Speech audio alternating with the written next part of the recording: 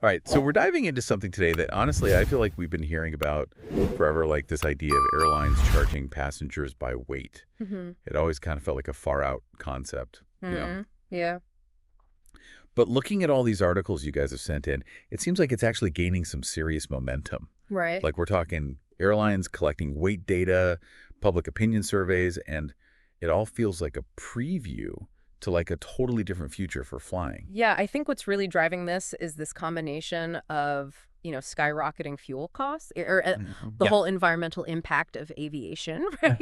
Like weight is a huge GE factor in that. Like there's all these studies showing that for every 100 pounds you take off a plane, you can actually reduce fuel consumption by like 0.5%, Okay. which doesn't sound like a lot, but when you think about long flights and a whole airlines fleet, that adds up. Yeah, that makes sense. So fuel efficiency is a big motivator here. Yeah. But the big question is anyone actually doing this? Yeah. Like, are we all going to be stepping on scales at the airport anytime soon?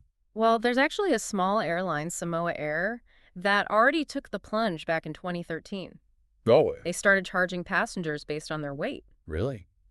It seemed to work for their smaller planes, but whether that's scalable to, the massive jets most of us fly on, that's the question. Yeah, I mean, trying to picture that on like a packed 747 Right. just seems a little chaotic. Yeah, it's hard to imagine. But it sounds like some airlines are at least starting to collect data. Like one of the articles mentioned Finnair, they're doing this voluntary weigh-in program. Are people actually signing up for that? It seems like it's more about Finnair trying to understand the real-world link between, passenger and luggage weight and how much fuel gets used. Oh, okay. They're aiming to put out a report in 2030, and you kind of wonder if that data could be used to justify weight-based charges in the future. Yeah, like a long game strategy. Right. So let's get into the details, though. How would they even implement this? Yeah. Are there different approaches being considered? Well, one of the articles you sent over highlights this study from the University of New Hampshire, Okay. where researchers presented over 1,000 U.S. adults with 3 different pricing models, Okay. which I think gives us a really interesting snapshot of public opinion on this whole thing. All right, so let's break those down for our listeners. Okay. First, you've got the standard model, which is basically what we have now, right? Like a set ticket price with an allowance for checked bags. Exactly. Then there's the threshold body weight model, which is where you pay extra if you go over a certain weight. Right. In the study, it was set at 160 pounds, so about 73 kilograms. Okay, and then the most, radical one, Yeah. the unit body weight model. Yeah. Where your ticket price is calculated based on your total weight, including your carry-on. So basically every pound adds to the cost. Exactly. So if you pack heavy, you pay heavy. Okay, so that's a lot to digest. But what's really surprising is that almost half of the people in the study who weighed under 160 pounds actually preferred the unit body weight model, Yeah. which is kind of a head-scratcher, right? It is. Is this like a genuine belief in fairness? Are they really willing to pay more for a greener way to fly? Or is there like a self-interest thing happening here?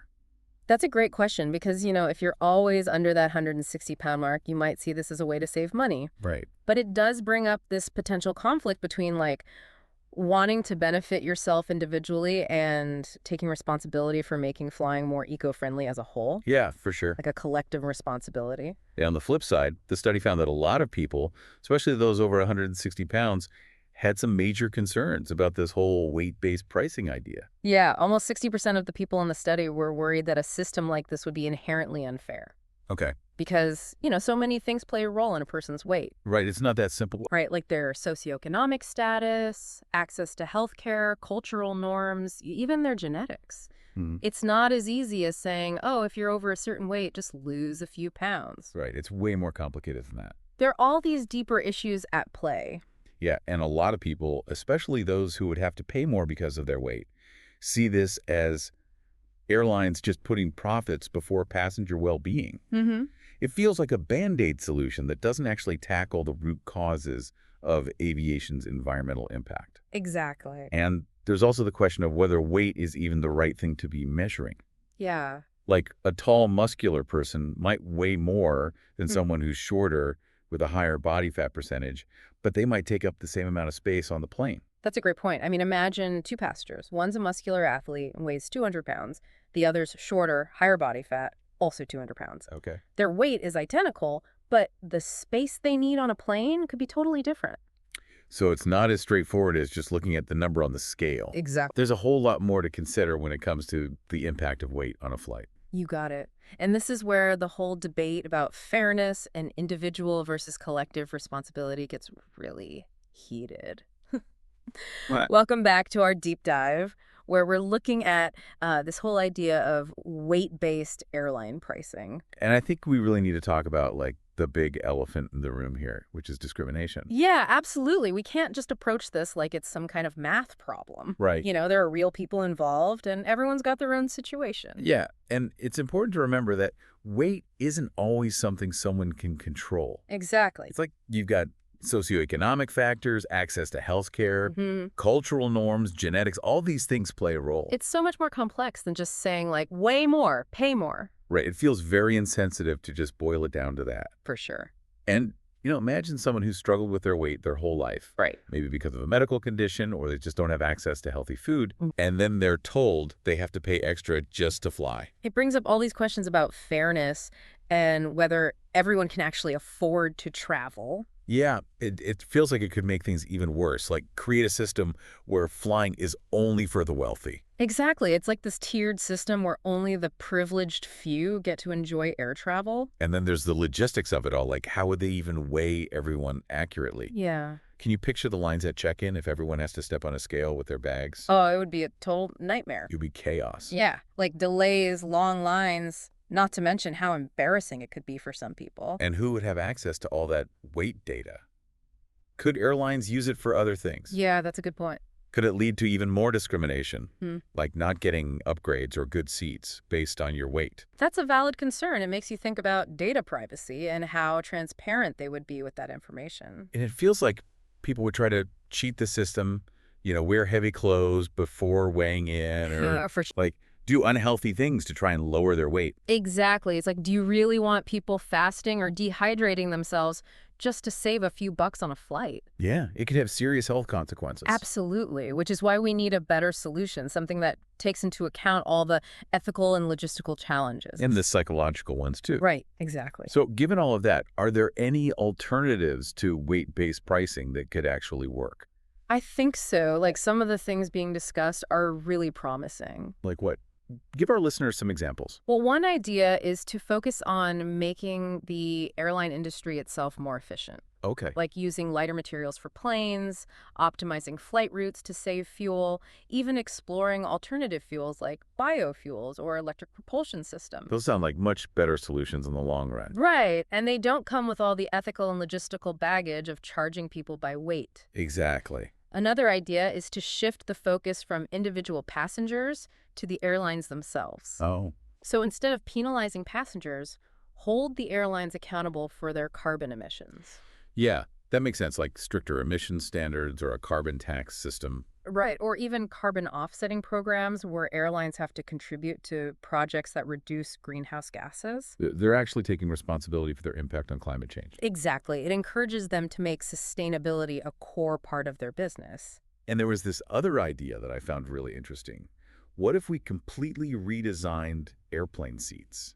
Ah, you're thinking about those adaptable seats. Yeah, like instead of the one-size-fits-all approach, what if seats could adjust to different body types and sizes? No more feeling crammed in or worrying about bothering your neighbor. Everyone could have a comfortable flight. It would cost the airlines a lot to do that, but I think it could be a game changer for passenger comfort.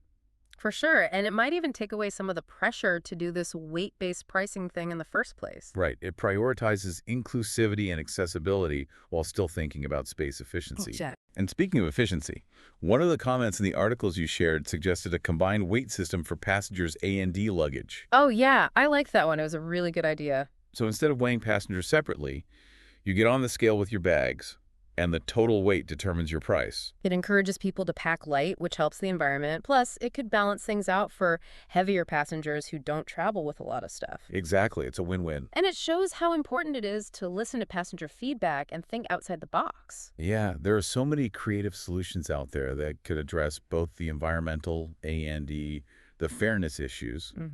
Maybe this whole debate about weight is a chance to rethink how we approach flying altogether. I think you're right. We're at a crossroads here, and we have a chance to make flying better for everyone. Okay, so we're back for our final descent in our discussion on weight and how it impacts air travel. Yeah, as we wrap up, I think it's good to revisit that University of New Hampshire study. Oh, yeah. It really offered some surprising takes on how people feel about this. Yeah, like that, finding that nearly half the people under 160 pounds actually preferred the unit body weight model, Mm-hmm. that really stuck with me. Yeah, it is fascinating, right? It suggests that at least some flyers see a connection between how much you weigh and how much you pay as being fair, Right. and maybe a way to actually tackle those sustainability concerns. It makes sense in a way, like the more you bring on board, the more fuel the airline has to use. So Exactly. you're paying for what you use, kind of like we already do with checked bags and weight allowances. Right, exactly. But of course, we can't forget about those who would be hit hardest by this kind of surcharge. Yeah. Like, for a lot of people, being charged based on their weight just feels inherently unfair, Mm-hmm. especially with all the complex factors that influence a person's weight. Absolutely, and those concerns are valid. Yeah. We have to approach this carefully and be sensitive to the nuances. One thing that's become super clear to me is the importance of data, Hmm. like Finnair and their voluntary weigh-in program. Remember that? Yeah. That data could be so valuable. You could. It could help airlines, policymakers, even researchers move past all the guessing Mm-hmm. and make better decisions about pricing, how planes are designed, and all those sustainability efforts. Right. Imagine if we really understood the link between passenger weight, luggage weight, and how much fuel gets burned. Yeah. We can move from speculation to actually having hard evidence. Absolutely. And that leads to another key takeaway from this whole conversation. What's that? Transparency. Airlines need to be open and honest with passengers. Yeah. Especially if they're thinking about using weight-based systems. Mhm. Like, why are they doing it? How will it actually work? What are they doing to make it fair? Yeah, transparency builds trust, right? It does. And that trust is going to be crucial if they want people to accept any big changes to how we pay for flights. So where do we go from here? I honestly think this is just the start of a much bigger conversation Right. about the future of flying. We're at a turning point, and the choices we make now are going to have a big impact. I think we're going to see a lot more innovation in plane technology, focusing on fuel efficiency and lowering those emissions. Mm-hmm. And I wouldn't be surprised if more airlines experiment with different pricing models. Yeah. Maybe even pilot programs testing out that combined weight system we talked about for passengers and their luggage.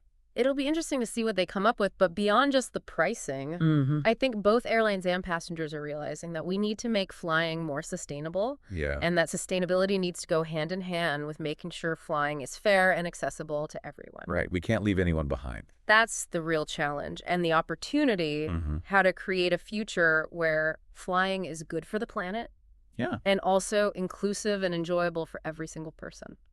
So it looks like we've reached the end of our journey today, exploring this complex and ever-changing world of weights and air travel. We hope this deep dive has given you some new insights and things to think about. And remember, the conversation doesn't stop here. Keep learning, keep questioning, and keep talking about these important issues that are shaping the future of flying. Safe travels, everyone, and thanks for joining us on the deep dive.